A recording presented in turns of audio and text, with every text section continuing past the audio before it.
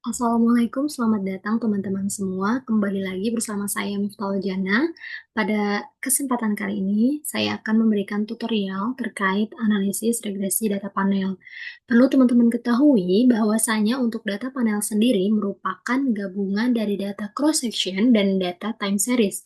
Cross-section merupakan data silang yang bisa kita ambil dari beberapa individu. Katakanlah kita bisa mengambil dari 5 kabupaten. Kemudian untuk data time series sendiri merupakan tahunan ataupun bisa bulanan. Katakanlah pada kesempatan ini saya akan memberikan data tahunan dimulai dari tahun 2002 sampai 2010 untuk mengetahui perkembangan dari 5 kabupaten. Maaf, dari 4 kabupaten. Nah, untuk itu maka yang perlu teman-teman siapkan pertama kali yaitu data Excel yang sudah teman-teman susun. Saya akan share terlebih dahulu.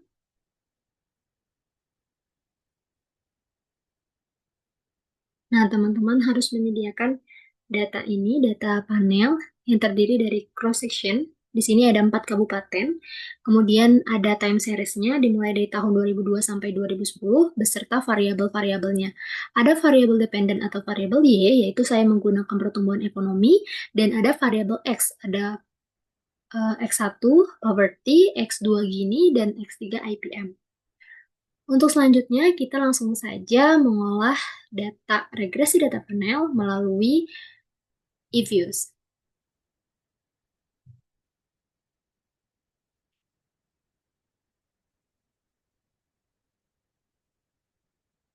Baik teman-teman, di sini sudah terbuka ya aplikasi eViews-nya. Untuk pertama kali, karena teman-teman sudah memiliki data Excel dan saya juga sudah memiliki data Excel, bisa langsung saja teman-teman ikuti langkah yang pertama, yaitu kalian buka Open a Foreign File. Nah, kita cari datanya. Oke, di sini sudah terimport datanya. Kita langsung saja next. Kemudian name-nya kita ganti nomor karena disesuaikan sama ini. Kita next. Nah, seriesnya kita sesuaikan lagi namanya. Untuk yang pertama ini adalah kabupaten. Yang kedua adalah tahun. Yang ketiga adalah variabel Y atau PE, pertumbuhan ekonomi. Yang keempat adalah variabel X1 atau poverty. Yang ketiga adalah variabel X2 atau Gini. Dan yang terakhir adalah variabel X3 atau IPM. Ini sesuai dengan data yang saya ingin teliti. Kita next.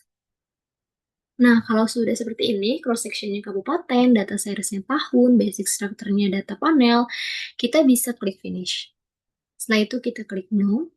Nah, ini sudah di tahap muncul semua ya work file-nya. Untuk pertama kali, ketika analisis regresi data panel, kita perlu memilih uji modelnya dulu. Yaitu ada 3, ada FEM, REM, dan SEM. Untuk FEM sendiri nanti akan kita uji melalui uji Chow, REM kita akan melalui uji Hausman, dan SEM kita akan melalui uji LM. Nah, pertama kita mau menguji pemilihan model FEM terlebih dahulu. Caranya kita klik ya masing-masing variabelnya, baik itu independen maupun dependen. Kemudian klik kanan, open as a question. Nah, jangan lupa teman-teman untuk variabel dependennya, variabel y-nya itu harus di depan. Kemudian C, dan terakhir itu diurutkan masing-masing dari variabel independen. Jangan lupa, karena kita pertama kali ingin menguji FEM, maka kita pilih fix, kemudian kita klik OK. Nah, sampai sini sudah ketemu ya teman-teman hasilnya. Tidak cukup sampai sini, kita lanjut ke uji Chow, karena kita sedang memilih pemilihan model FEM. Caranya klik view, kemudian fix random effect testing, kemudian redundant fix effect. Nah, hasilnya sudah ketahuan ya teman-teman, bahwa saja probability-nya itu di bawah 0,005. 0,05. Artinya, ketika hasilnya seperti itu, maka model FEM ini terpilih pada uji Chow. Kemudian, untuk memastikan apakah FEM ini memang pantas untuk dianalisis berikutnya, caranya adalah kita dengan menguji Hausman menggunakan uji pemilihan random. Caranya adalah teman-teman klik estimate, pastikan di sini sudah benar di equation specification-nya. Kita lanjut lagi ke panel option, yaitu kita ganti cross section-nya menjadi random. Kita klik OK. Lalu kita gunakan uji Hausman. View, kemudian fix random effect testing, dan teman-teman pilih Hausman test. Nah, ini hasilnya teman-teman, bahwasanya probability-nya itu 0,00 di bawah 0,05. Artinya, ketika hasilnya seperti itu, maka model FEM ini terpilih dan RAM ini tidak terpilih. Seperti itu, teman-teman. Tetapi apabila probabilitasnya di atas 0,05, maka model RAM ini terpilih. Sehingga pada uji pertama itu yang terpilih FEM, uji kedua itu yang terpilih RAM, maka kita harus menggunakan uji LM untuk lebih memastikan apakah RAM memang cocok ataukah SEM, karena FEM dari awal sudah tidak terpilih.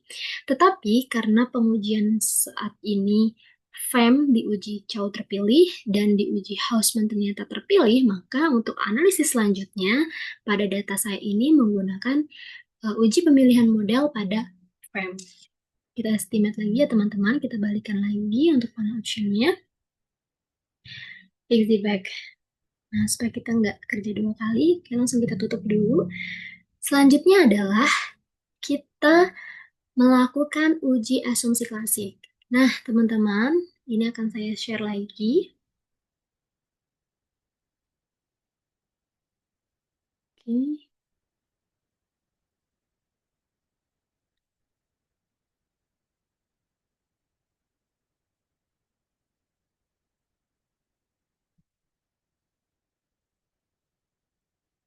Oke, teman-teman.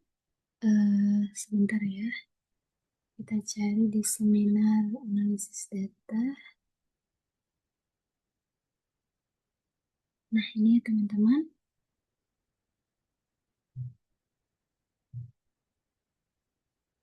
Nah, kalau kita mengacu pada sumber ini ya teman-teman, bahwasanya untuk uji asumsi klasik, apabila yang terpilih adalah model FEM, maka diperlukan uji asumsi klasik berupa uji multikolinearitas dan uji heteroskedastisitas.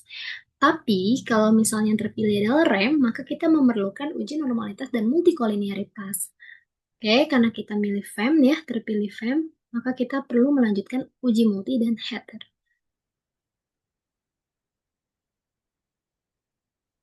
Oke, kita balik lagi ke e-views-nya teman-teman. Nah, teman-teman bisa lihat di sini ya, bagaimana cara untuk uji multikolinearitas terlebih dahulu, yaitu caranya kita klik quick ya, teman-teman. Kemudian kita klik group statistik dan correlation. Nah, kita akan menguji variabel independen atau variabel X, apakah dari masing-masing variabel ini adanya multikolinear.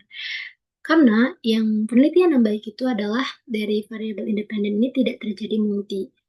Hasilnya dapat dilihat apabila di bawah 0,85.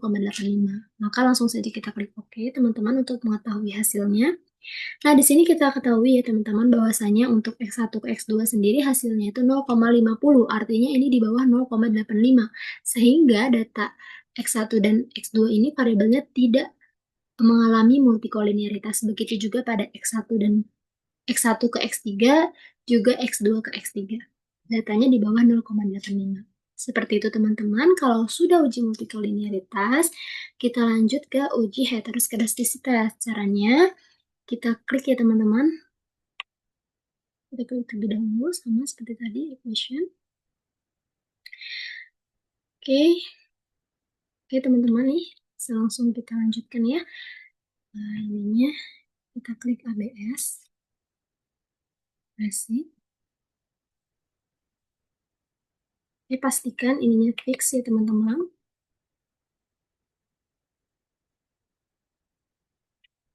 Nah, ya teman-teman, di sini sudah ada hasilnya ya, bahwasanya untuk uji heteroskedastisitas sendiri kita menghasilkan uh, ini ya hasilnya.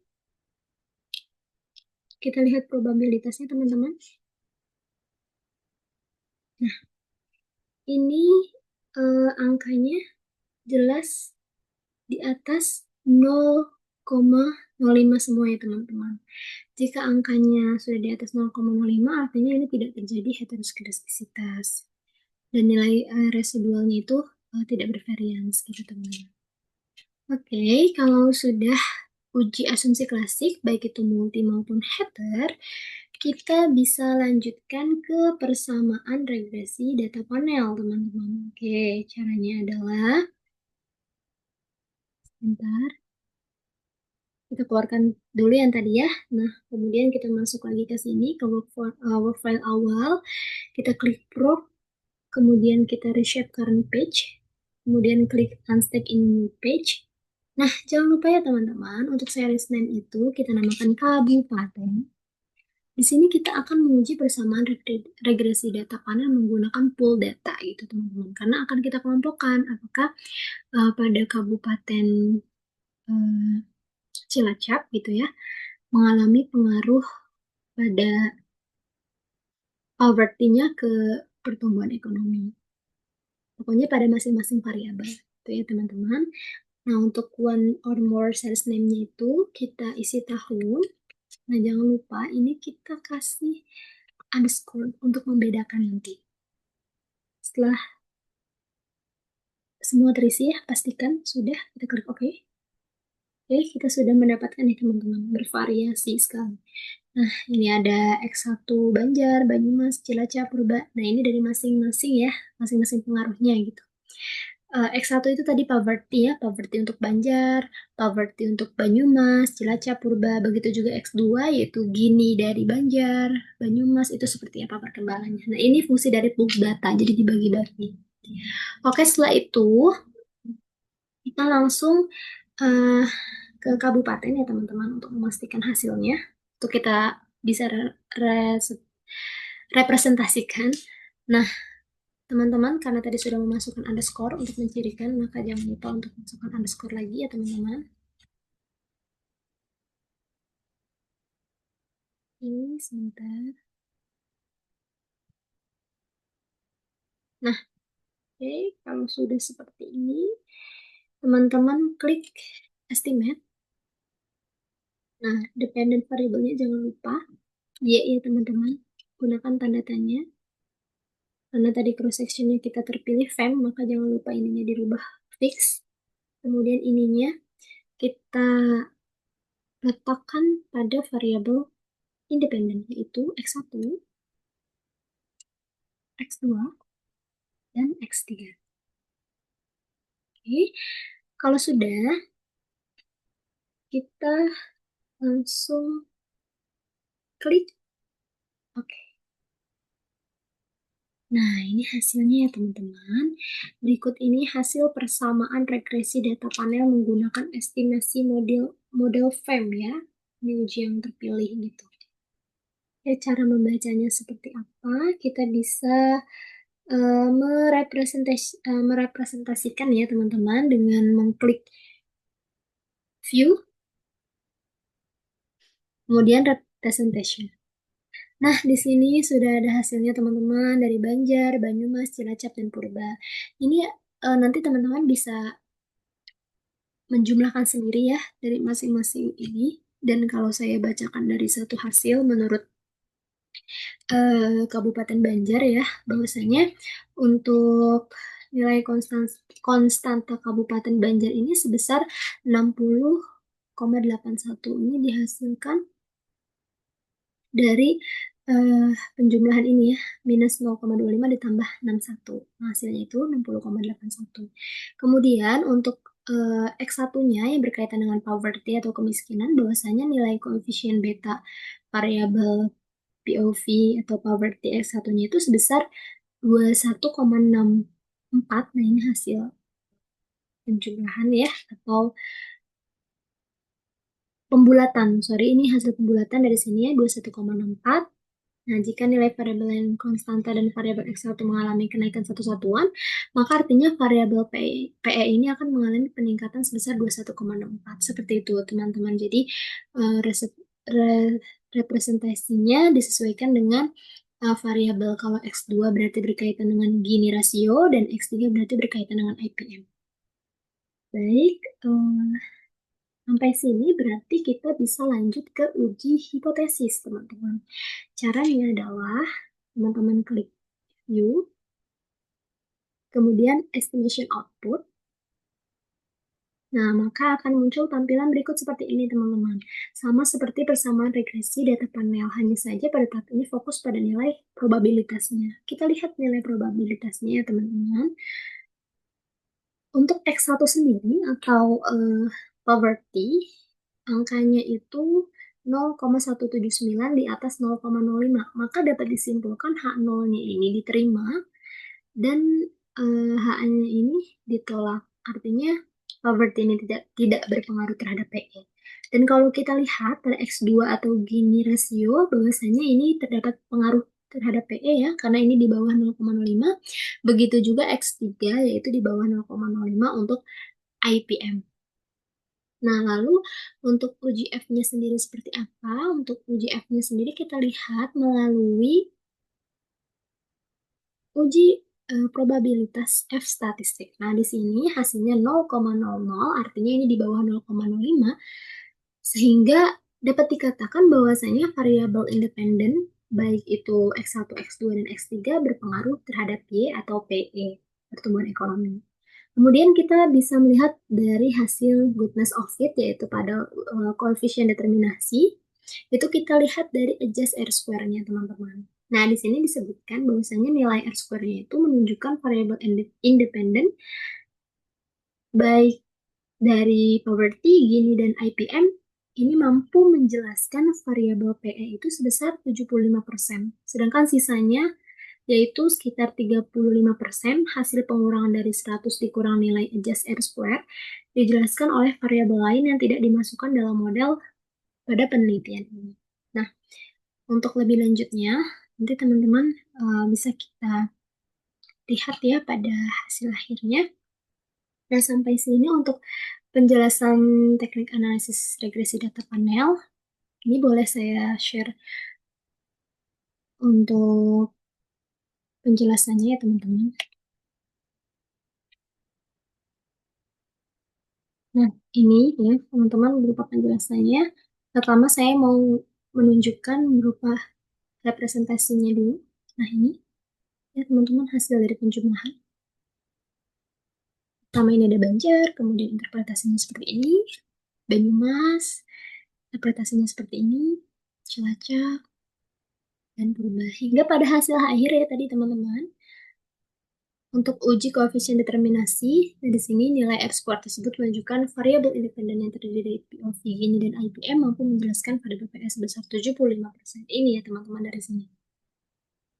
Baik, mungkin itu saja yang dapat saya sampaikan pada tutorial kali ini. Semoga bermanfaat dan dapat diterima teman-teman. Dan jika ada pertanyaan dan sekiranya ada yang kurang dimengerti, teman-teman bisa hubungin saya melalui DM saya yaitu miftahul.jmnh2 atau bahkan ke email saya sendiri miftahul.jmnh5@gmail.com.